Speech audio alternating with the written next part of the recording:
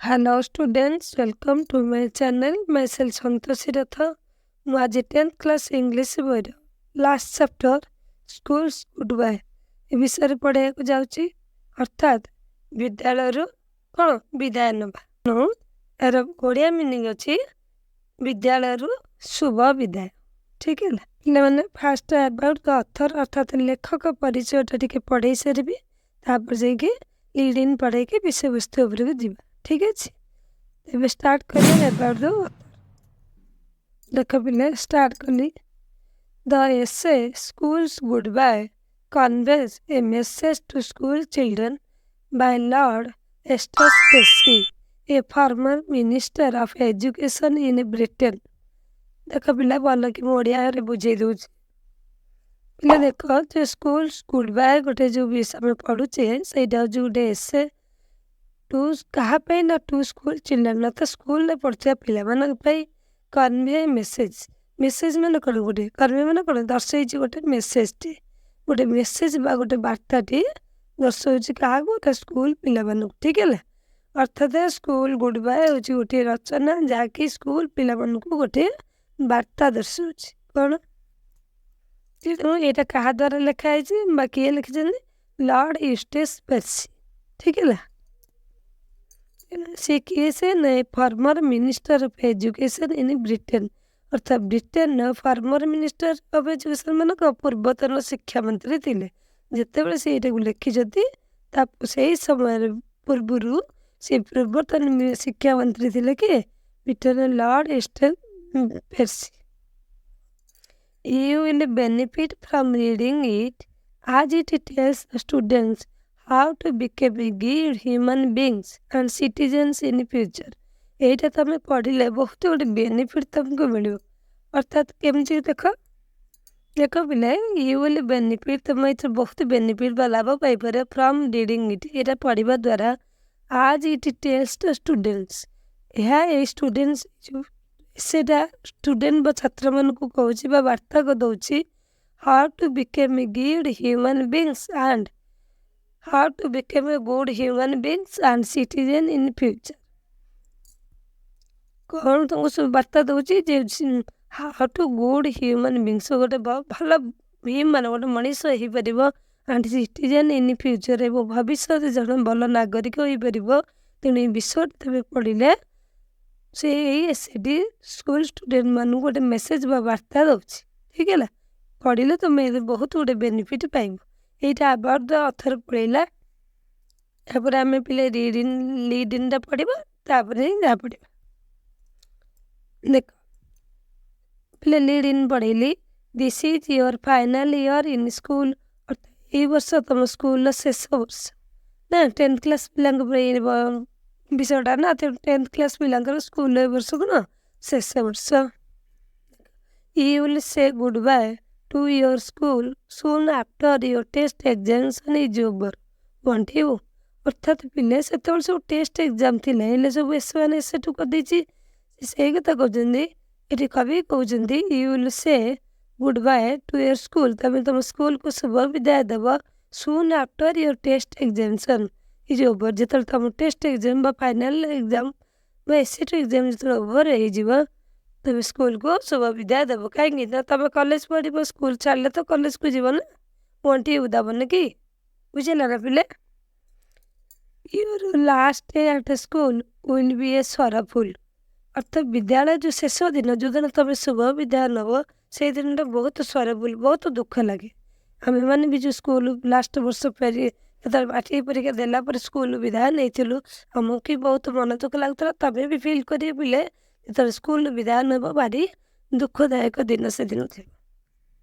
As you are going to leave it for school, as you are going to leave it for good, ଅର୍ଥାତ୍ ତୁମେ ତୁମର ଭଲ ପାଇ, for good ମାନେ କ'ଣ? ଭଲ ପାଇ। As you are going to leave, ତମେ ଏଇଟା ଛାଡ଼ିକି ଯାଉଛ କ'ଣ ପାଇଁ? ଇଟ୍ ମାନେ ସ୍କୁଲକୁ, ଫର୍ ଗୁଡ୍ ତମେ ଭଲ ପାଇଁ ତମେ ବିଦ୍ୟାଳୟ ଛାଡ଼ିକି ଅର୍ଥାତ୍ କଲେଜକୁ ଯିବ ନା। ଠିକ୍ ହେଲା। You won't be able to enjoy life at school ever again, ଅର୍ଥାତ୍ ତମେ ସ୍କୁଲ ଲାଇଫ୍ରେ ଯେଉଁ ଖୁସି ପାଉଥିଲ ବା ଯେଉଁ ଏନ୍ଜୟ କରୁଥିଲ, ସେଇଟା କେବେ ତମକୁ ମିଳିବନି ଆଉ ପାଇବନି। ତେଣୁ ସମସ୍ତେ ସ୍କୁଲ ଲାଇଫ୍ଟା ବହୁତ ଏନ୍ଜୟ କରନ୍ତି। କଲେଜ ହେଇଗଲେ କ'ଣ କିଏ କେଉଁଠି ପଢ଼ିଲା, ସାଙ୍ଗସାଥି ଭିତରେ ତମର ଭେଟ ହେଇପାରେନି, କିଏ କେଉଁ କଲେଜରେ ପଢ଼ିଲା। ତେଣୁ ସ୍କୁଲ ଲାଇଫ୍ରେ ଯେଉଁ ଏନ୍ଜୟଟା, ଯେଉଁ ଖୁସିଟା, ଏଇଟା ଆଉ ମିଳେନି କେଉଁଠି। You feel emotionally attach to your school. ଅର୍ଥାତ୍ ତମ ସ୍କୁଲ ସହିତ ଯେଉଁ ଗୋଟେ ଇମୋସନାଲି ଆଟାଚମେଣ୍ଟ ଅଛି, ତମେ ଏଇଟା ଛାଡ଼ିକି ଗଲେ ନିଶ୍ଚିନ୍ତ ତମେ ଗୁଡ଼ାକ ଫିଲ୍ କରିବ। ତେଣୁ କହୁଛି ନା, ସ୍କୁଲର ଶେଷ ଦିନ ବହୁତ ଦୁଃଖଦାୟକ ଦିନ।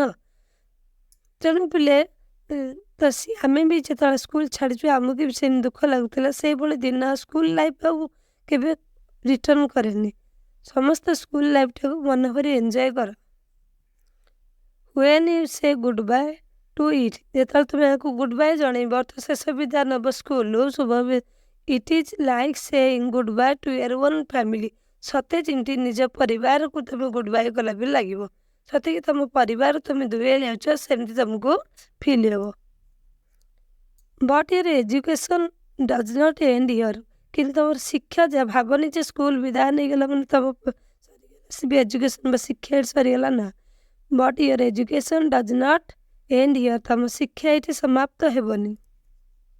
ଦେଖ, you move out from school to the wider world to prepare yourself for facing the challenge in life. ଅର୍ଥାତ୍ ତୁମେ ତ ସ୍କୁଲ ମୁଭ୍ ଆଉଟ୍ ହେବ, ଅର୍ଥାତ୍ ବାହାରିକି ଯିବ, ଟୁ ଦ ୱାଇଡର ୱାର୍ଲଡ, ଅର୍ଥାତ୍ ବିସ୍ତାର ଦୁନିଆକୁ। ହେଲେ ସ୍କୁଲଟାର ଲିମିଟ୍ ତୁମର ସ୍କୁଲ, କିନ୍ତୁ ଯେତେବେଳେ କଲେଜ ଯିବ କି ଅଲଗା କେଉଁଠି ପଢ଼ିବ ଇନଷ୍ଟିଚ୍ୟୁଟ୍ରେ, ସେ ଗୋଟେ ବିଶାଳ। ତେଣୁ ବିସ୍ତାର ଦୁନିଆକୁ ତୁମେ ଯିବ, ଟୁ ପ୍ରିପେୟାର ୟୋର୍ ସେଲ୍ଫ, ନିଜକୁ ଗୋଟେ ପ୍ରସ୍ତୁତ କରିବ, for facing the challenge in life. ଅର୍ଥାତ୍ ପିଲେ ଜୀବନରେ ବହୁତ ଗୁଡ଼ିଏ ଚ୍ୟାଲେଞ୍ଜ ଆସିବ। ତେଣୁ ତାକୁ ଫେସ୍ କରିବା ପାଇଁ ତୁମେ ସ୍କୁଲ ଲାଇଫ୍କୁ ବିଦାୟ ଦେଇକି ତୁମେ ଆଗକୁ ଗଲେ ଏତେ ଗୁଡ଼ିଏ ଚ୍ୟାଲେଞ୍ଜ ତୁମ ଜୀବନରେ ଯେଉଁ ଆସିବ, ତାକୁ ତୁମେ ଫେସ୍ କରିପାରିବ। ଠିକ୍ ହେଲା। ସେଥିପାଇଁ କୁହାଯାଇଛି ସ୍କୁଲ ଲାଇଫ୍ରୁ ତୁମେ ଗୁଡ୍ ବାଏ କରିକି ସ୍କୁଲ ବିଦାୟ ନେଇକି ଗୋଟେ ବିସ୍ତାର ଦୁନିଆରେ ତୁମକୁ ପାଦ ଥୋଇବାକୁ ପଡ଼ିବ। ନଚେତ ତୁମ ଜୀବନରେ ଯେଉଁ ଲାଇଫ୍ରେ ଯେଉଁ ଆସିବ ଚ୍ୟାଲେଞ୍ଜ, ତୁମେ ତାକୁ ଫେସ୍ କରିପାରିବ ନାହିଁ। ସେଥିପାଇଁ ସ୍କୁଲ ବିଦାୟ ଦେଇକି ଆଗକୁ ତୁମକୁ ଯିବାକୁ ପଡ଼ିବ। Read the lesson to learn how to face the reality of life. ଏ ବିଷୟଟି ତୁମେ ପଢ଼ିଲେ ତୁମେ ଜାଣିପାରିବ କିଭଳି ପ୍ରକାର ରିଆଲିଟି ଅଫ୍ ଲାଇଫ୍, ଅର୍ଥାତ୍ ଜୀବନର ଯେଉଁ କ'ଣ ପ୍ରକୃତ ଯେଉଁ ରିଆଲିଟି ଅଛି, କେମିତି ଫେସ୍ କରିବାକୁ ପଡ଼ିବ, ସେଇଟା କେମିତି ଆମେ ଫେସ୍ କରିପାରିବା। ଦେଖ, ବିଷୟଟା ପଢ଼ିଲେ ହିଁ ଜାଣିପାରିବା। ଅର୍ଥାତ୍ ପିଲେ ପ୍ରକୃତ ବାସ୍ତବିକତାଟା କେମିତି ଫେସ୍ କରିପାରିବ, ତେଣୁ ଏ ବିଷୟଟା ପଢ଼ିଲେ ତୁମେ ହିଁ ଜାଣିପାରିବ। ପିଲେ ଲିଡ୍ ରାଇଟ୍ ସରିଗଲା। ଏବେ ଷ୍ଟାର୍ଟ କରିବା ବିଷୟ। ଷ୍ଟାର୍ଟ ସବଜେକ୍ଟ ଉପରକୁ ଚାଲ। ଦେଖ, ଷ୍ଟାର୍ଟ କଲି। You are now about to leave school and before you go we desire to send you our best wishes for your future welfare. ଦେଖ, ମୁଁ ଓଡ଼ିଆରେ ବୁଝେଇ ଦେଉଛି। ପିଲେ ଏଠି ଯିଏ କହୁଛନ୍ତି, ଆମ ଯେଉଁ ଅଥରିଟି ଅଛନ୍ତି, ସିଏ ଏଇ କଥାଟିକୁ କହୁଛନ୍ତି। କ'ଣ କହୁଛନ୍ତି ଦେଖ, you are now about to leave school, ଅର୍ଥାତ୍ ବର୍ତ୍ତମାନ ତୁମେ ସ୍କୁଲକୁ ଛାଡ଼ିବାକୁ ଯାଉଛ। And before you go we desire to send you best wishes for your future welfare. ପିଲେ ୱେଲଫେୟାର ମାନେ କ'ଣ ଏଠି, ନା ମଙ୍ଗଳମୟ। ଠିକ୍ ହେଲା। କ'ଣ ଏଠି ସେ ୱିଶେସ୍ କରିଛନ୍ତି ଦେଖ। ପିଲେ ଦେଖ, you are now about to leave school, ବର୍ତ୍ତମାନ ତୁମେ ସ୍କୁଲ ଛାଡ଼ିବାକୁ ଯାଉଛ। ଆଣ୍ଡ ବିଫୋର୍ ଗୋ, ତୁମେ ଯିବା ପୂର୍ବରୁ, ଡିଜାୟାର ଆମେ ଇଚ୍ଛା କରୁଛୁ, to send you our best wishes, ତୁମକୁ ଆମେ ଇଚ୍ଛା କରୁଛୁ ତୁମକୁ ବେଷ୍ଟ ୱିଶେସ୍ ଜଣାଇବା ପାଇଁ, ଫର୍ ୟୁର ଫ୍ୟୁଚର୍ ୱେଲଫେୟାର, ଅର୍ଥାତ୍ ମଙ୍ଗଳମୟ ଭବିଷ୍ୟତ ପାଇଁ ଆମେ ତୁମକୁ ଇଚ୍ଛା କରୁଛୁ ତୁମକୁ ୱିଶେସ୍ ଜଣାଇବାକୁ। ଠିକ୍ ହେଲା। ଏଠି କିଏ କହୁଛନ୍ତି, ଏଠି ଅଥର କହୁଛନ୍ତି, ତୁମେ ବର୍ତ୍ତମାନ ପିଲେ ଭଲ ଟିକେ ପାରାଗ୍ରାଫଟା ବୁଝ। ବର୍ତ୍ତମାନ ତୁମେ ସ୍କୁଲ ଛାଡ଼ିବାକୁ ଯାଉଛ, ତା ପୂର୍ବରୁ ଆମର ଇଚ୍ଛା ତୁମକୁ କ'ଣ ବେଷ୍ଟ ୱିଶେସ୍ ଜଣାଇବୁ। କ'ଣ ପାଇଁ, ନା ତୁମର ଭବିଷ୍ୟତର ବା ମଙ୍ଗଳମୟ ଭବିଷ୍ୟତ ପାଇଁ ଆମେ ବେଷ୍ଟ ୱିଶେସ୍ ଜଣାଇବାକୁ ଇଚ୍ଛା କରୁଛୁ। ଠିକ୍ ହେଲା। ପିଲେ ବୁଝିପାରିଲ ନା। ସେ ଏଠି କବି କହୁଛନ୍ତି ବା ଅଥର କହୁଛନ୍ତି, ତୁମେ ବର୍ତ୍ତମାନ ସ୍କୁଲ ଛାଡ଼ିବାକୁ ଯାଉଛ, କିନ୍ତୁ ସ୍କୁଲ ଛାଡ଼ିବା ପୂର୍ବରୁ ଆମର ଇଚ୍ଛା, ଆମେ ତୁମକୁ ବେଷ୍ଟ ୱିଶେସ୍ ଜଣାଇବୁ। କ'ଣ ପାଇଁ, ନା ତୁମ ମଙ୍ଗଳମୟ ଭବିଷ୍ୟତ ପାଇଁ। ଠିକ୍ ହେଲା ତ। ଚାଲ next paragraph. Although your parting from, ପିଲେ ପାର୍ଟିଂ ଫ୍ରମ୍ ମାନେ କ'ଣ କହିଲ, ଯେମିତି ଆରିବା ଆରିବା ଡିପାଚର କହନ୍ତି, ଡିପାଚର ମାନେ ବିଦାୟ, ବୁଝି ହେଲା ତ। ପାର୍ଟିଂ ଫ୍ରମ୍ ମିନ୍ସ ଡିପାଚର ଅର୍ଥ ବିଦାୟ ନେବା, ବିଦାୟ ମାନେ ପ୍ରସ୍ଥାନ ନେବା ଯୋଉ, ଠିକ ହେଲା ନା। Although you are parting from school, ଯଦିଓ ତମେ ସ୍କୁଲ ଛାଡ଼ିକି ଯାଉଛ। In which you have spend so many years, ଯୋଉଠିକି ତମେ ବହୁତ ବର୍ଷ ଧରି କାଟିଛ। ସ୍ପେଣ୍ଡ ମାନେ ଅତିବାହିତ କରିଛ, ଯୋଉ ସ୍କୁଲରେ ତମେ ବହୁତ ବର୍ଷ ଧରି କାଟିଛ ବା ଅତିବାହିତ କରିଛ, ସେଇ ସ୍କୁଲକୁ ଯଦି ବା ତମେ ଛାଡ଼ିକିରି ଯାଉଛ। We hope you will not forget it, we hope ମାନେ ଆଶା କରୁଛୁ ତମେ ଏକୁ ଭୁଲି ଯିବନି। ଅର୍ଥାତ୍ ଯେଉଁ ସ୍କୁଲକୁ ଧରି ଏତେ ବହୁତ ବର୍ଷ ତମେ କାଟିକି ଯାଇଛ, ତେଣୁ ସେଇ ସ୍କୁଲଟିକୁ ତମେ ଭୁଲି ଯିବନି ବୋଲି ଆମେ ଆଶା କରୁଛୁ। And think that your education is finished, ଏବଂ ଭାବିବନି ଯେ ତମ ଶିକ୍ଷା ସ୍କୁଲ ଛାଡ଼ିଦେଲ ତ ଶିକ୍ଷା ଏଠି ସମାପ୍ତି ଘଟିଗଲା, ଏଇଆ ଭାବିବନି। ଆଗକୁ ଲମ୍ବା ଭବିଷ୍ୟତ ଅଛି ଏବଂ ପାଠ ଏମିତି ଗୋଟେ ଜିନିଷ ବୁଢ଼ା ହେଲା ପର୍ଯ୍ୟନ୍ତ ବି ସରେନି। ତ ଭାବନି ଯେ ସ୍କୁଲ ସରିଗଲା ପାଠ ସରିଗଲା। In whatever trade or profession your desire to follow, ପିଲେ ଏଠି ଟ୍ରେଡ୍ ମାନେ କ'ଣ କହିଲ, ବ୍ୟବସାୟ, ପ୍ରଫେସନ୍ ମାନେ ବୃତ୍ତି। ସେ କହୁଛି ଇନ୍ ହ୍ୱାଟ୍ ଏଭର୍, ଯେକୌଣସି ଟ୍ରେଡ୍ ଅର୍ ପ୍ରଫେସନ୍, ତମେ ଯେକୌଣସି ବ୍ୟବସାୟ କରିବାକୁ ଇଚ୍ଛା କରୁଛ ବା ଯେକୌଣସି ପ୍ରଫେସନ୍ ବୃତ୍ତି କରିବାକୁ ଚାହୁଁଛ, ଇୟର ବା ତମର ଇଚ୍ଛା ଅଛି ଟୁ ଫଲୋ ଇଟ୍, ବୁଝିପାରିଲ, you will soon find that, ତୁମେ ଯଥାଶୀଘ୍ର ତାକୁ ପାଇଯିବ। ଆରେ ଯେକୌଣସି ଯଦି ତୁମେ ଗୋଟେ ବ୍ୟବସାୟ କରିବାକୁ ଚାହୁଁଛ କି ତା ଭିତରେ କୌଣସି ବୃତ୍ତି କରିବାକୁ ଚାହୁଁଛ, ତା ଭିତରେ କନସେନ୍ଟ୍ରେସନ୍ ରଖିଲେ ନିଶ୍ଚିତ ତୁମେ ପାଇଯିବ। If you are ambitious to succeed in it, ଯଦି ତୁମେ ଏଥିରେ ଇଚ୍ଛା ପ୍ରକାଶ ରଖିଛ ମୁଁ ସେଥିରେ ସକ୍ସେସ୍ ହେଇଯିବି, ସଫଳ ହେଇଯିବି, you must continue your education, ତମ ଶିକ୍ଷାଟାକୁ କଣ୍ଟିନ୍ୟୁ କରିବାକୁ ପଡ଼ିବ। ହେଲେ ନିଶ୍ଚିତ ତୁମେ ଯାହା ବି ଲକ୍ଷ୍ୟ ରଖିଛ ନିଶ୍ଚିନ୍ତ ଲକ୍ଷ୍ୟ ତୁମର ପୂରଣ ହେଇଯିବ, ବୁଝିଲ ନା। ପିଲେ ଏଠି ଏମ୍ବିୟସ୍ ମିନ୍ସ କ'ଣ କହିଲ, ଉଚ୍ଚାଭିଳାଷ।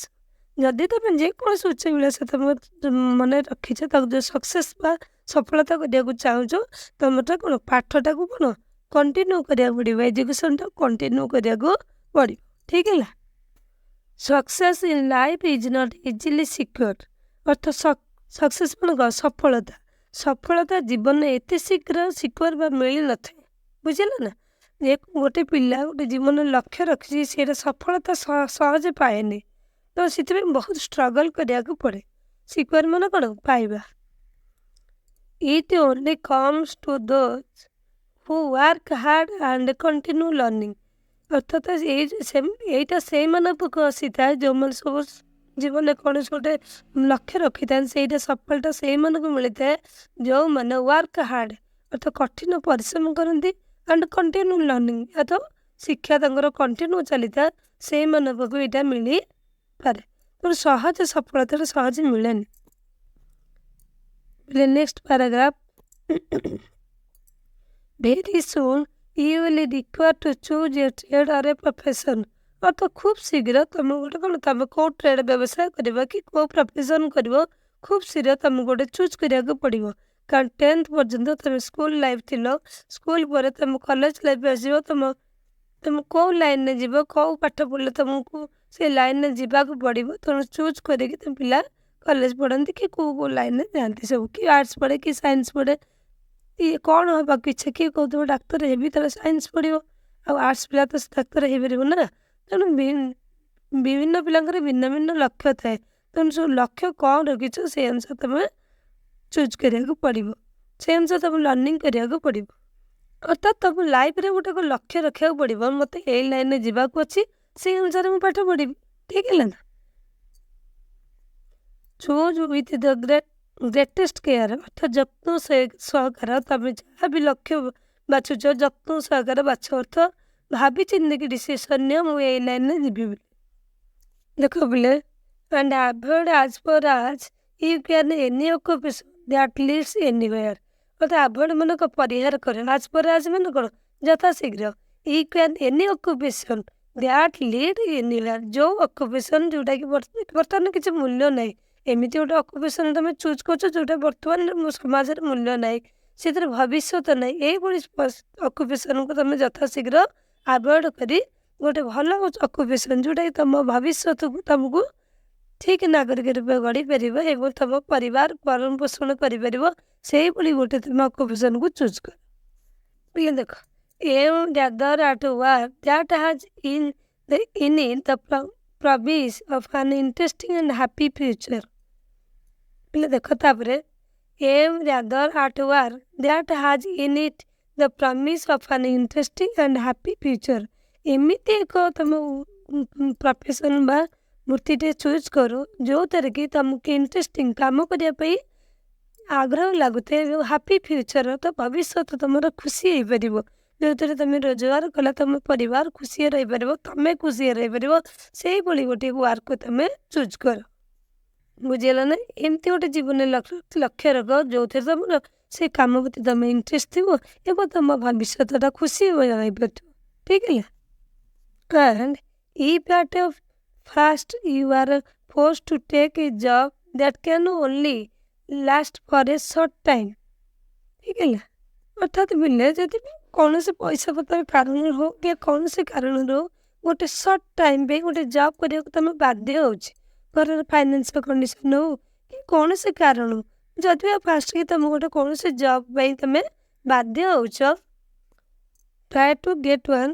ତମେ ଏପରି ଏକ ଜବ୍ ବାହାର କର as soon as possible that is your like। ଯାହାକି ତମ ପସନ୍ଦ ଆସୁଥିଲା ଭଳି ତମେ ଶୀଘ୍ର ଗୋଟେ ସେମିତି ଗୋଟେ କାମଟିଏ ବାହାର କର। ଠିକ୍ ହେଲା? ଅର୍ଥାତ୍ ତମେ ପାଠଶାଠ ପଢ଼ୁଥିବ, ଯିବ ଦାଣ୍ଡରେ ବସିକି ମଟର ଗୁନି ବିକିବ, ଭଲ ଲାଗିବ କି? ତମେ ଏତେ ପାଠ ପଢ଼ିଲ, ଦେଖିଲା ବସିକି ଏଠି ମଟର ଗୁନି। ତମ କ୍ୱାଲିଫିକେସନ୍ ନେଇ ସେମିତି ଗୋଟେ ଜବ୍ଟିଏ ତମେ ଖୋଜ ଯେଉଁଥିରେ ତମେ ବାଧ୍ୟ ହେଉଛି ନା। ଫାଇନାନ୍ସିଆଲ କଣ୍ଡିସନ୍ ତମ ପରିବାର ଅଛି କି ନିଜର ରିକ୍ୱାରମେଣ୍ଟ, ପାଠ ପଢ଼ିବା ପାଇଁ ନିଜ ରିକ୍ୱାରମେଣ୍ଟ ଅଛି। ତେଣୁ ସେମିତି ଗୋଟେ କାମ ବାହାର କର ଯେଉଁଟାକି ତମର କ'ଣ ତମର ଲାଇକ୍ ହେଉଥିବ, ପସନ୍ଦ ଆସୁଥିବ। ଯେ ଯେଉଁ କାମ ଗୋଟେ ତମେ କରୁଛ ସେଥିରେ ଯଦି ତମ ଲାଇଫ୍ ଥିବ, ତମକୁ କିଛି ଶିକ୍ଷଣୀୟ ମିଳେ ଏବଂ ତମକୁ ଆଗକୁ ବି ଭବିଷ୍ୟତରେ ତମେ ସେଥିରେ ବି ଆଗକୁ ଯାଇପାରିବ। ଆଉ ଏହା ମାନେ ନାହିଁ ତମେ ଯେଉଁଠି ବସି ସେଠି ଗୋଟେ କାମ କରିଦେବ ଯେଉଁଥିରେ କି ତମର ଆଗକୁ ଭବିଷ୍ୟତ ନାହିଁ। ଠିକ୍ ହେଲା? ଆଗକୁ ଚାଲ। If at any time you are in doubt as to the choice you should make, do not if at any time you are in doubt as to the choice you should make, do not hesitate to ask advice from one of your teachers। ବୁଝିଗଲା ପିଲେ? ଅର୍ଥାତ୍ ପିଲା ତମେ ଯେ କୌଣସି ଗୋଟେ job ତମ ଆସିଲାଣି ଗୋଟେ କରିବାକୁ ଚାହୁଁଛ ବା ପରିବାରର ଫାଇନାନ୍ସିଆଲ କଣ୍ଡିସନ୍ ପାଇଁ ତମେ କରିବାକୁ ଯାଉଛ, ତମେ ଡାଉଟ୍ରେ ଅଛ, ତାହେଲେ ତମ ଟିଚରଙ୍କଠୁ ଆଡ଼ଭାଇସ୍ ନେବାକୁ ହେଜିଟେଟ୍ ମାନେ କୁଣ୍ଠାବୋଧ ହେବନି। ଜାଣିପାରୁନ ନା କେଉଁ ଜବ୍ଟା କଲେ ତମ ସେଥିରେ ଭବିଷ୍ୟତ ଅଛି କ'ଣ ଅଛି ଜାଣିପାରୁନ, ତାହେଲେ ତମ ଯେଉଁ ଟିଚରମାନଙ୍କଠୁ ସ୍କୁଲରେ ପଢ଼ିକି ଆସିଛ ତାଙ୍କଠୁ ତମେ ଆଡ଼ଭାଇସ୍ ଦେବାକୁ କେବେ ଭୁଲିବନି ବା କୁଣ୍ଠାବୋଧ ହେବନି। ସେମାନେ ହିଁ ତମକୁ ଗଢ଼ିଛନ୍ତି, ସେମାନେ ହିଁ କହିଦେବେ ନାଇଁ ଏଇ ଜବ୍ଟା ଏଇ ଯେଉଁ ତମେ ବୃତ୍ତିଟା କରିବାକୁ ତମ ପାଇଁ ଠିକ୍ କି ଭୁଲ ସିଏ ତମ ଡାଉଟ୍ କ୍ଲିୟର କରିଦେବେ। ଠିକ୍ ହେଲା?